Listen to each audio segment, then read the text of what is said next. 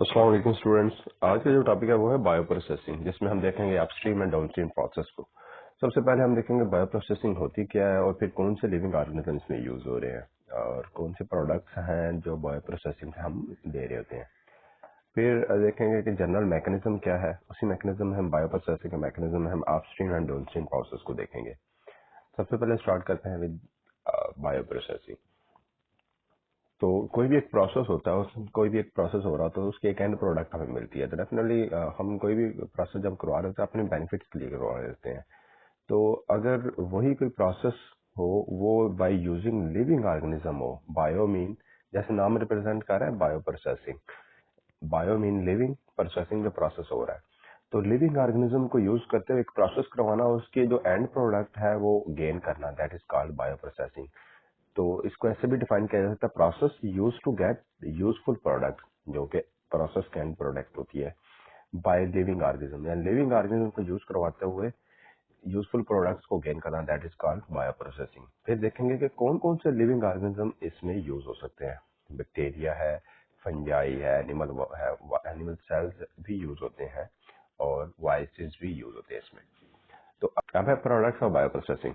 तो ये प्रोडक्ट्स हमें मिलती हैं जिसमें सेक्रेटरी मेटाबोलाइट्स जैसे कि penicillin, alcohol, acetic acid, lactic acid, और देन रिकम्बिनेंट प्रोटीन, जैसे कि हम कोई अपनी जीन ऑफ इंटरेस्ट क्या करवा देते हैं, bacteria gene of interest bacteria में इंसर्ट करवाते हैं, और जैसे ही बैक्टीरिया का नंबर बढ़ता है साथ साथ हमारे प्रोटीन के जो जीन है उसका भी नंबर बढ़ता है और साथ उसकी एक्सप्रेशन भी, ये रेड कलर से प्रोटीन।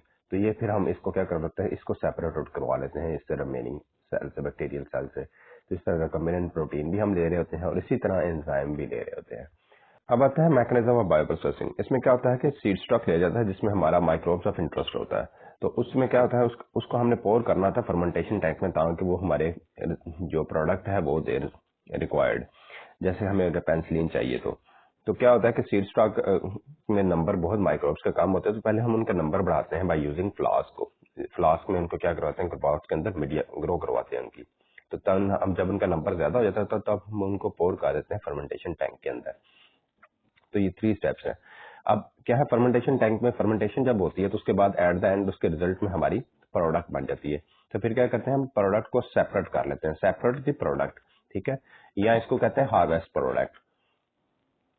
हार्वेस्ट, हार्वेस्ट होता है ना, जैसे वो कोई फसल तैयार हो जाती है उसको काट लिया जाता है, ठीक है। तो अब क्या है, यहाँ से फिर हमने प्रोडक्ट क्या ली, सेपरेट कर ली। फिर क्या करते हैं, इसकी प्योरिफिकेशन करते हैं। Purification by 2 different method. एक तो सेंट्रिफिकेशन पहले की जाती है, जिसमें जो ग्रेडियंट के हवाले से क्या होता है, अलग अलग रेंज बन जाती है। तो हम देखते हैं हमारी प्रोडक्ट किस रेंज में है, तो हम उसको सेपरेट आउट कर लेते हैं। फिर उसमें मजीद उसको प्योरीफाई किया जाता है by using column chromatography.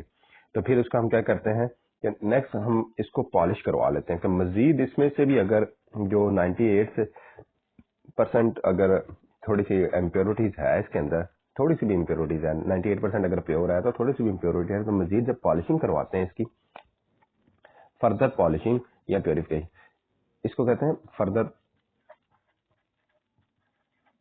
Purification, ठीक है। इसमें मजीद प्योरिफिकेशन या पॉलिशिंग करवा लेते हैं हम। इस स्टेप को ये कहते हैं फर्दर प्योरिफिकेशन या पॉलिशिंग कहेंगे। तो इसमें क्या करेंगे, हम मजीद इसको प्योरीफाई करवाएंगे। और फिर हम जब इंडस्ट्रियल लेवल पर कोई भी चीज मार्केट में निकलनी होती है पैकेजिंग के लिए, यहाँ पे लास्ट स्टेप होता है पैकेजिंग, पैकिंग करवा लेना, ठीक है, ताकि क्या है मार्केट में जाए। तो पैकिंग से पहले एक स्टेप जरूर होता है जिसके बगैर कोई भी चीज है मार्केट में नहीं निकलती, दैट इज क्वालिटी कंट्रोल। फिर क्या कहते हैं, क्वालिटी कंट्रोल से चेक किया जाता है। और इस सारे प्रोसेस को कहते हैं बायो प्रोसेसिंग। और इसमें देखें जरा, सबसे जो पहले जो 3 स्टेप्स थे, जिसमें सीड स्टॉक को पहले, सीड स्टॉक में माइक्रोब्स के नंबर थोड़े कम थे, फिर इसको कंपैरेटिवली ज्यादा किया, फिर मजीद जब ज्यादा होने के बाद उसको फर्मेंटेशन टैंक में लेके गए, तो इनके माइक्रोब्स के नंबर भी तो बड़े हैं ना साथ में, फिर क्या है उन्होंने प्रोडक्ट दी। तो ये जो पहले है जिसमें माइक्रोब्स के नंबर बढ़ रहे हैं, that is called upstream process.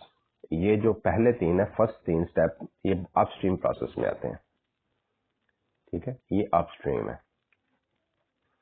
और बाकी जितने भी रिमेनिंग है वो क्या है, डाउन स्ट्रीम में आते हैं। इसको मैं और एग्जाम्पलीफाई कर देता हूँ कैसे, कि सबसे पहले माइक्रोब्स के नंबर फॉर एग्जाम्पल ये थे, फिर उसको थोड़ा सा बढ़ाया आपने, बिग वेसल्स में यूज किया, स्टेप नंबर 2 में इतने ले गए, फिर फर्मेंटेशन टैंक में बहुत ज्यादा हो जाते हैं, ये माइक्रोब्स है। अब माइक्रोब से प्रोडक्ट, इसलिए मैं कलर थोड़ा सा चेंज कर रहा हूँ, इससे हमें प्रोडक्ट मिलती है जो कि ये होती है product. First of all harvest करते हैं हम 4 स्टेप में, हार्वेस्ट करने के बाद प्रोडक्ट ये होती है हमारे पास, ठीक है। अब ये प्रोडक्ट को क्या कहते हैं, मजीद प्योरीफाई करते हैं, तो इसमें से इम्प्योरिटीज निकल जाती है, तो मजीद क्या है, साइज इसका कम होना शुरू हो जाता है। अब क्या है कि ये मजीद इसको फर्दर पॉलिशिंग करते हैं तो और कम हो जाते हैं, फर्दर प्योरिफिकेशन करते हैं, फिर क्वालिटी कंट्रोल से चेक करवाते हैं कि अगर ठीक है तो हम पैकेजिंग के लिए भेज देते हैं, अगर नहीं ठीक तो मजीद इसको प्योरीफाई करके फिर आगे करते हैं। तो इसका क्या है, अल्टीमेटली यहाँ पर क्या होता है, डाउन होता जा रहा है। यहाँ पे जो इसका वॉल्यूम है वो डाउन हो रहा है और इसका वॉल्यूम क्या है, अप हो रहा है। देखें, इसलिए इसे अपस्ट्रीम कहते हैं कि माइक्रोब्स का नंबर क्या है, ये माइक्रोब्स का नंबर, ये प्रोडक्ट है, ये प्रोडक्ट है, ये माइक्रोब्स है, ठीक है। यहाँ पर माइक्रोब्स का नंबर क्या है, बढ़ रहा है, इंक्रीज हो रहा है, और यहाँ पे प्रोडक्ट का नंबर क्या है, डिक्रीज हो रहा है। तो इसीलिए कहते हैं इसे अपस्ट्रीम प्रोसेस, और इसको क्या कहते हैं, डाउनस्ट्रीम प्रोसेस, जिसमें सेपरेट आउट करते हैं हम अपने प्रोडक्ट को। अब आते हैं अपस्ट्रीम प्रोसेस की तरफ। ये फर्स्ट स्टेप है बायो प्रोसेसिंग का, जिसमें माइक्रोब्स के नंबर क्या होते हैं, इंक्रीज होते हैं, अल्टीमेटली वो फिर इंक्रीज, नंबर इंक्रीज करने के साथ वो प्रोडक्ट भी दे देते हैं। तो इसमें 3 स्टेप इन्वॉल्व है, फीड स्टॉक, स्केलिंग अप और फिर फर्मेंटेशन।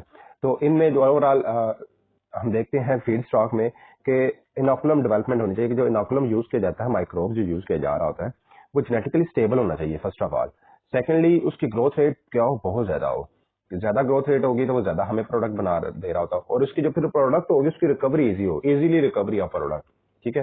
फिर आप हैं स्केलिंग अप में, स्केलिंग अप में देखना नंबर, हम जो सेकंड स्टेप है उसमें क्या था, नंबर बढ़ा रहे थे, मीडिया यूज किया था, ब्रॉथ। तो इसमें इस चीज का ख्याल रखना चाहिए, जो ब्रॉथ यूज किया गया है ना, तो वो उस पर क्या हो, इसके लिए सूटेबल हो, सूटेबल ब्रॉथ हो, ताकि इसका जो ग्रोथ है वो ज्यादा से ज्यादा हो, जो इसके लिए सबसे सूटेबल ब्रॉथ हो वो यूज किया जाता है, क्योंकि हर माइक्रोब्स हर ब्रॉथ पे ग्रो नहीं कर पाता। और देन फर्मेंटेशन, जिसमें हम देख सकते हैं ऑप्टिमाइजेशन, जिसमें बायोरिएक्टर में ये फर्मेंटेशन हो रही होती है, उसमें ऑप्टिमाइजेशन ऑफ ग्रोथ क्या की जाती है, कि इसमें पीएच ठीक है, बायो फर्मेंटर के अंदर पीएच ठीक है, टेम्परेचर बिल्कुल ठीक है कि नहीं, ठीक है, टेम्परेचर, पीएच, इन चीजों का ख्याल रखा जाता है। इसके साथ साथ ऑक्सीजन लेवल, ऑक्सीजन लेवल का भी ख्याल रखा जाता है, जिसे एयर फ्लो भी कहते हैं, ठीक है। और इसके अलावा आप चेक कर सकते हैं इसका प्रेशर, ठीक है। तो ऑप्टिमाइजेशन में, ग्रोथ में हम इसके पीएच चेक करते हैं, इसके temperature, oxygen level and pressure. अब आते हैं डाउनस्ट्रीम प्रोसेस में। ये डाउनस्ट्रीम प्रोसेस क्या होता है, ये सेकंड स्टेप है बायोप्रोसेसिंग का, जो कि रिकवरी और प्योरिफिकेशन, जिसमें रिकवरी और प्योरिफिकेशन की जाती है प्रोडक्ट की, बायोसिंथेटिक प्रोडक्ट जो माइक्रोब्स को यूज करते हुए हम बना रहे थे प्रोडक्ट, उसकी रिकवरी करनी है और प्योरिफिकेशन। अब ये 2 तरह का हो सकता है, कि अब डिपेंड करता है कि जो प्रोडक्ट थी, प्रोडक्ट किस तरह की है, प्रोडक्ट क्या है, इंट्रा सेलुलर है या एक्स्ट्रा सेलुलर है। अगर एक्स्ट्रा सेलुलर तो बड़ी, इसको एक्सट्रैक्ट करना कंपैरेटिवली इजी है, क्योंकि इसके बाद हम इसको सेंट्रीफिकेशन करेंगे तो उसमें लेयर्स बन जाएंगे ग्रेडियंट के हवाले से। तो हमें पता होगा कि ये वाली जो लेयर है डेंसिटी के अगेंस्ट बनी हुई है, कि ये वाली डेंसिटी वाली जो लेयर है ये हमारे जो प्रोडक्ट की है, तो हम उसको प्योरीफाई वहां से एक्सट्रैक्ट करेंगे, फिर हम उसको मजीद प्योरीफाई करेंगे कॉलम क्रोमेटोग्राफी से, फिर उसको फर्दर पॉलिश के लिए भेजेंगे, जिसमें मजीद प्योरीफिकेशन हो जाएगी, फिर क्वालिटी कंट्रोल से फिर पैकिंग के लिए भेजेंगे, कि पैकेजिंग करवा ले अब, ताकि ये अब मार्केट में जा सके। अब सेकंड वे है कि अगर इंट्रासेलुलर है तो देन हम इसको सेंट्रीफिकेशन के लिए डायरेक्टली नहीं भेजते, बल्कि क्या कहते हैं, first of all cell disruptor use करते हैं, डिस्टरप्टर्स, ठीक है। अब सेल डिस्टरप्टर्स क्या होते हैं, कि जो सेल होते हैं, जिस अगर ये देखें ये सेल है ना, तो हमारी जो प्रोडक्ट है, अगर इस ये प्रोडक्ट है हमारी, ये इंट्रासेलुलर एंजाइम्स है, तो हमें कैसे मिलेंगे, पहले इन सेल को तोड़ना होगा, इन सेल को तोड़ना होगा, ठीक है। तो इन सेल को तोड़ा जाता है सेल डिस्ट्रप्टर्स। अब ये मैकेनिकली वे से भी तोड़ा जा सकता है, केमिकली भी, ठीक है। तो मैकेनिकल वे से भी कुछ सेल डिस्ट्रप्टर मैकेनिकल इंस्ट्रूमेंट्स होते हैं वो यूज किए जाते हैं, तो उससे क्या होता है, सेल टूट जाता है और जो हमारी प्रोडक्ट होती है वो बाहर रिलीज हो जाती है, ठीक है। इस तरह बाहर रिलीज जाती है प्रोडक्ट हमारी, ये सेल के बाकी पार्टिकल्स है। तो उससे फिर नेक्स्ट क्या होगा, सेम वही स्टेप इन्वॉल्व हो जाएंगे, सेंट्रीफ्यूगेशन, फिर हमें अब वही जो ग्रेडियंट के अगेंस्ट मान जाएंगे कि जिस जिस हिसाब से उनकी डेंसिटी होगी उस हिसाब से वो एक दूसरे से अलग होते जाएंगे। फिर हम वहां से एक्सट्रैक्ट करके अपने जो प्रोडक्ट होगी और उसको फिर क्या करेंगे, कॉलम क्रोमेटोग्राफी से कॉलम क्रोमेटोग्राफी, देन उसको पॉलिश के लिए भेज देंगे फर्दर जिसे कह रहे हैं उसकी प्योरिफिकेशन, देन क्वालिटी कंट्रोल उसको अप्रूव करेगा तो फिर पैकेजिंग की तरफ जाएगी या पैकिंग की तरफ जाएगी और अल्टीमेटली मार्केटिंग। तो ये ही स्टेप्स हैं इन्वॉल्व, इसमें सिर्फ ये इंट्रासेलुलर में सेल डिस्ट्रप्टर का डिफरेंस आ जाता है। तो ये है डाउनस्ट्रीम प्रोसेस।